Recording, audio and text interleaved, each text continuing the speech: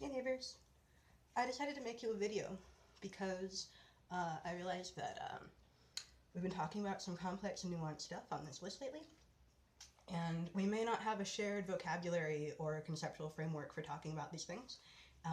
Especially, I realized that my perspective on many of these issues may be divergent enough from your own experiences that you have no idea what I'm talking about or why I would use words the way that I use them. And the connotations and denotations of words that I use may not be what I have in mind might not be what you have in mind. So I wanted to step back and abstract a couple things into like some more generic terms.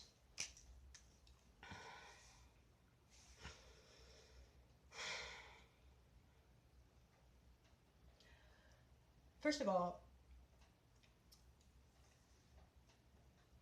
I'd like to point out that there is not a hard line between good people and those people, ever, anywhere.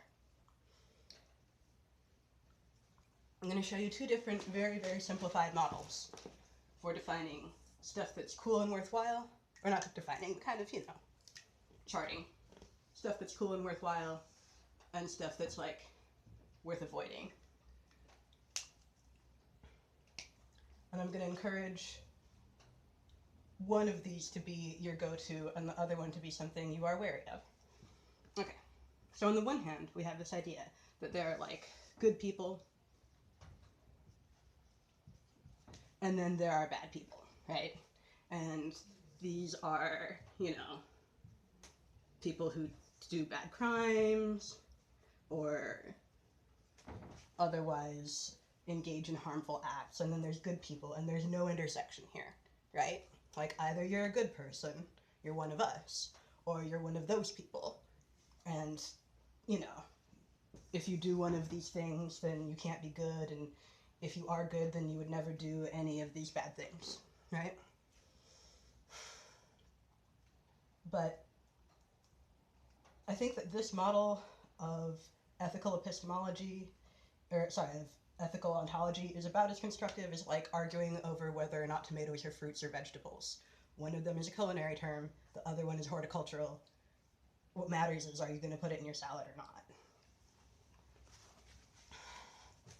So, among us,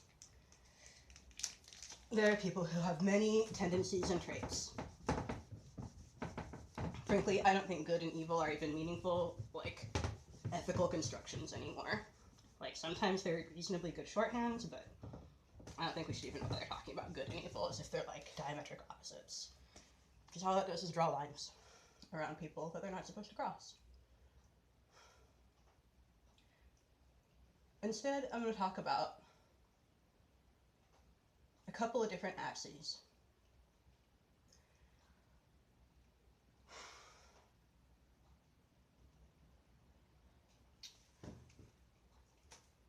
Let's say that one of these axes is how appealing something is. Let's say visual appeal.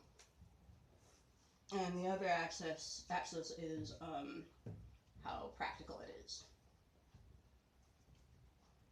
Okay? Now, we could be talking about people. The first place I saw this chart, it was under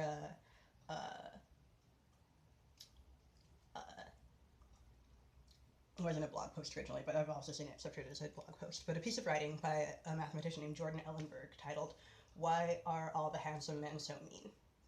And he's saying that among the dudes who you date who are the most handsome, you put up with more meanness, whereas among the dudes who are the most nice, you accept less handsomeness or whatever. But, like, this doesn't have to just be about people. It could be about cars, right? You could have, like, a really, really appealing looking car, right? Like a DeLorean, that's actually a pain in the butt to maintain. Or you could have, like, a pretty good looking car that is, also really good to maintain, right? So let's say we can roughly divide this into quadrants, right? So, like, this is, like, an ugly, useless car. You don't even want this, right? This is something that you're going to end up putting a bunch of money into just because it's pretty. This is something that will get you where you need to go, even though you don't necessarily look super glamorous getting there. And this is like an awesome car, right? Gets good mileage, looks pretty solid. I don't know, this is like a Saab or something. Late model Volkswagen Jetta, whatever. My point is, this is a multi-axial question, right? And you'll find that in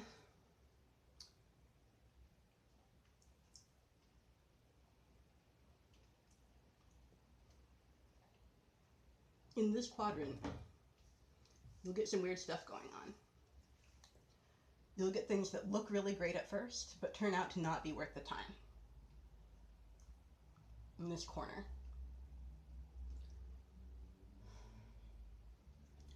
Now I'm going to take the same model and apply it to pro and antisocial behaviors and pro and anti-capitalist behaviors. Sorry, this whiteboard is not cooperating with these wipes very well. Okay, so let's say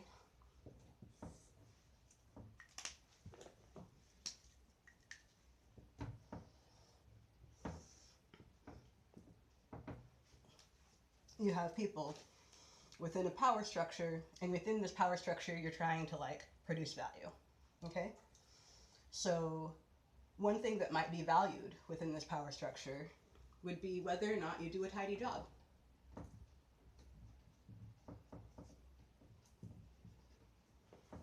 Not necessarily good, but like tidy. Or like clean up after yourself.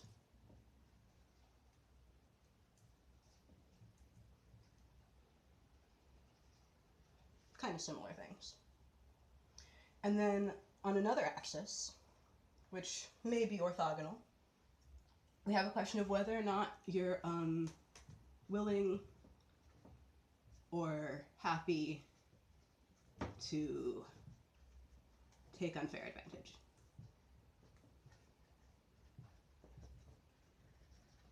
Whether or not you're willing to cheat on your taxes, whether or not you're willing to take credit for someone else's work, whatever. And again, we'll say that this is, we'll split this out roughly into kind of quadrants, right? So this is people who are not especially tidy. And this is people who are like really shitty. And so down in this corner we have sloppy and evil. Okay, I used the word, whatever. Sloppy and unpleasant to be around. This is really self-limiting. You don't even need to worry about this that much. It will reveal itself readily. No one will have anything to do with it for very long. Okay? And then over here, we have people who are unwilling to take unfair advantage and also clean up after themselves. I'm going to say that these people are like conscientious in every meaningful way. If you're familiar with the big 5 personality traits, the ocean is openness to new experience, conscientiousness, extroversion,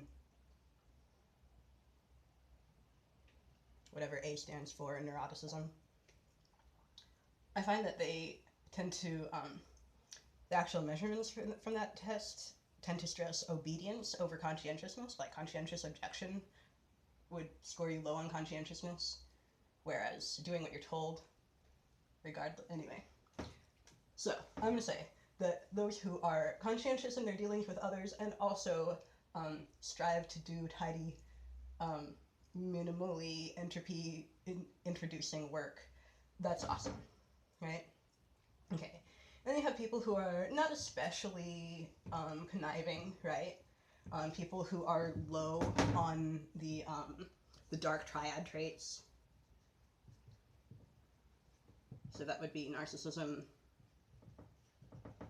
psychopathy,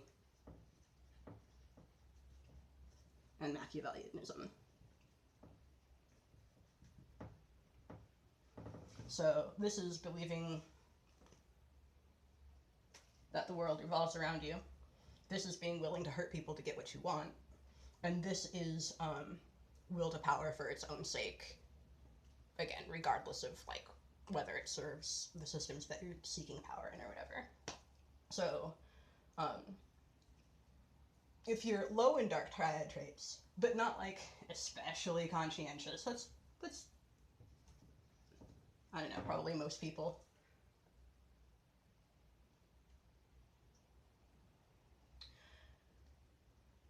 And then there's this quadrant. People who are totally willing and happy to take unfair advantage and also keep things surgically clean after they finish their work.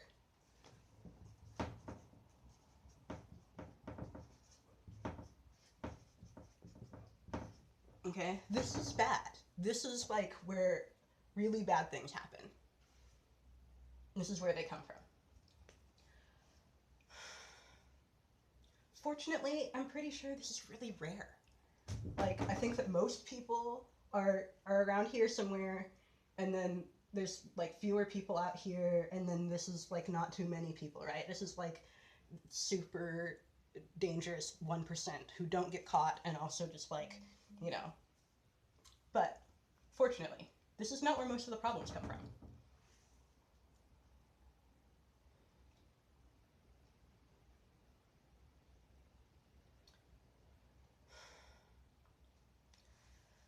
There are a lot of reasons why people might be willing to take unfair advantage. One is desperation.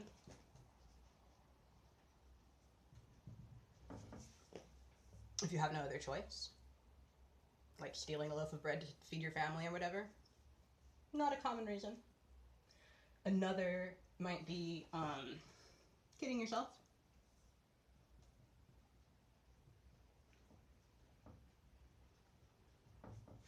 Kidding yourself that it's not really that bad. Another is just like being unaware. If you don't know what the downstream effects of your actions are, it's really hard to take them into account. This is not a moral failing. Being unwilling to learn might be, but simply not knowing yet, that's not evil.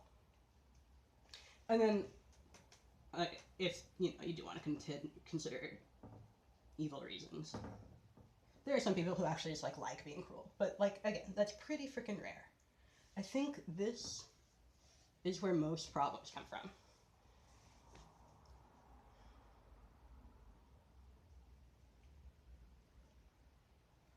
Sloppy and evil is pretty self-limiting. Hella conscientious is awesome. Danger zone is pretty rare. This is where we spend most of our time.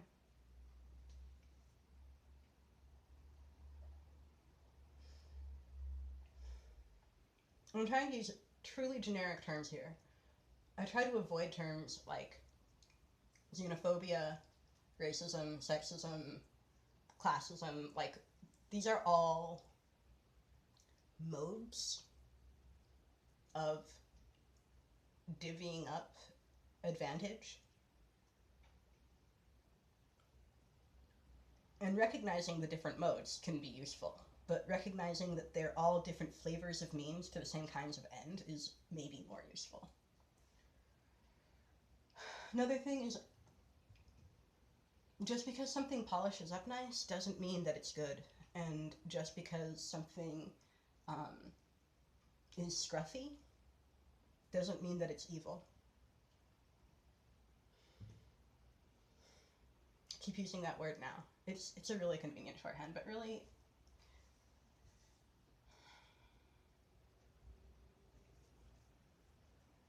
so when I've written about some of my experiences, I've used vocabulary. I sometimes referred to or quoted vocabulary that other people have used to define their concerns, their goals, their categories and classifications. But I hope that you don't mistake my quotations of the problems that I'm trying to unknot with my own perspective on the definitions of those problems. Secondly, I hope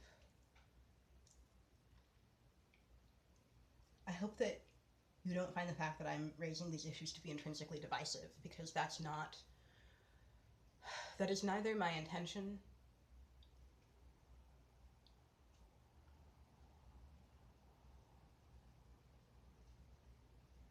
nor the impact that I hope to achieve.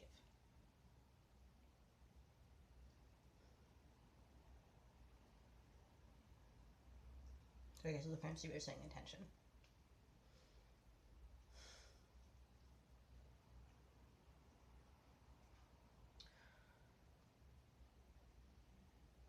When I describe particularly egregiously discriminatory experiences that I've had, I'd also like to make it clear that those experiences, those interactions, are with people who are not in this rarefied quadrant. I'm pointing out the sloppy stuff.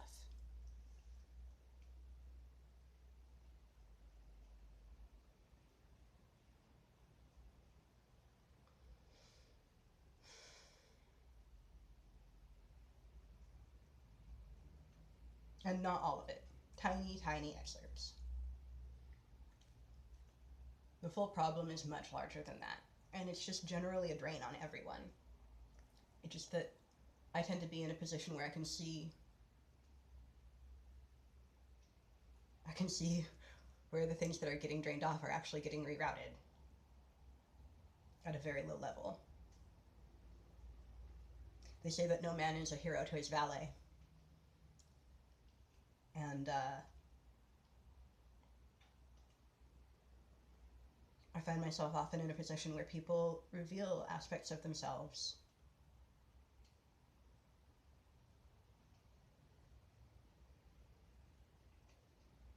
that they hide from their bosses.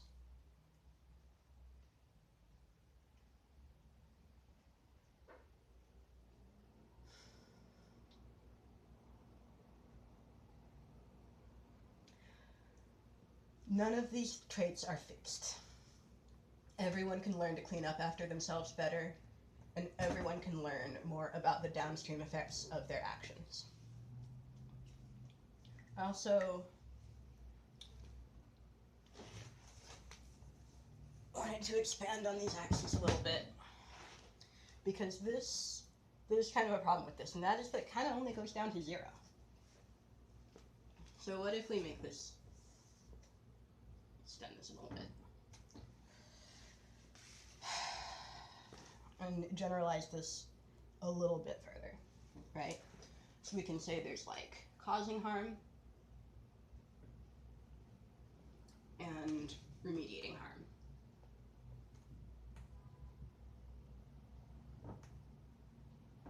Okay, and then up here we have like making noise and quieting noise.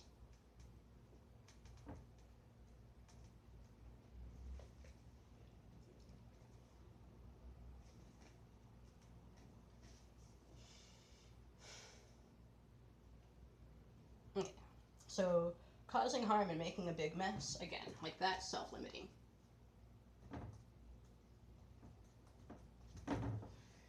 And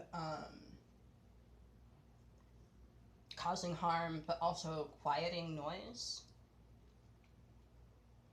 silencing the descent to the harm that you're causing, I'm going to say that's terrifying.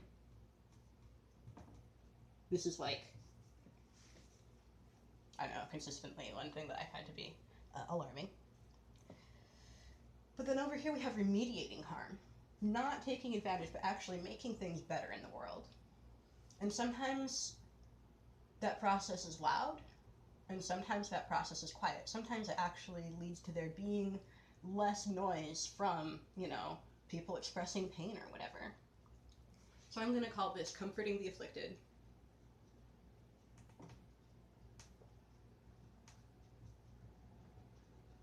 And then up here is, I can't even say afflicting the comfortable. I'm just going to say discomforting.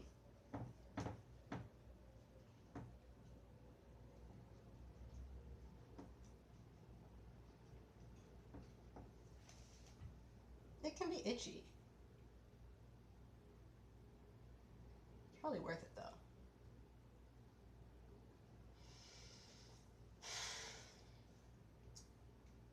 I try to spend my time on this side of stuff. Sometimes I make noise. Sometimes I clean shit up. Anyway.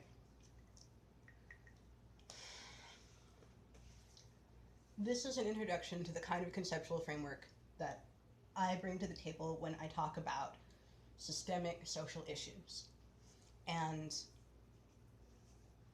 I'm only spelling this out because of a conversation that I was part of recently, where some very well-meaning people used some vocabulary that I found really disappointing and disturbing when I recognized how naive their conceptual frameworks were. And these are people who are 10 to 20 years older than me and educated. They heard about the existence of some discriminatory practices amongst management at a large company. Or sorry, not even amongst management, amongst employees. And they asked, like, why don't we find out who these people are and get rid of them? Find out who those people are and get rid of them. Why doesn't management get rid of those people? And I was just stunned by the naivete about both the moral judgment that entailed, as well as the process control. Obviously, those people wouldn't be part of the company if they didn't provide some value to someone.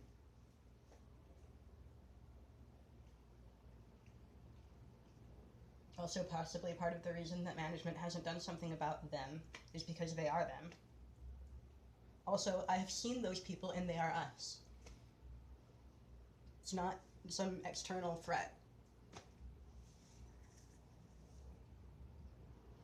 So, anyway, here's a little intro.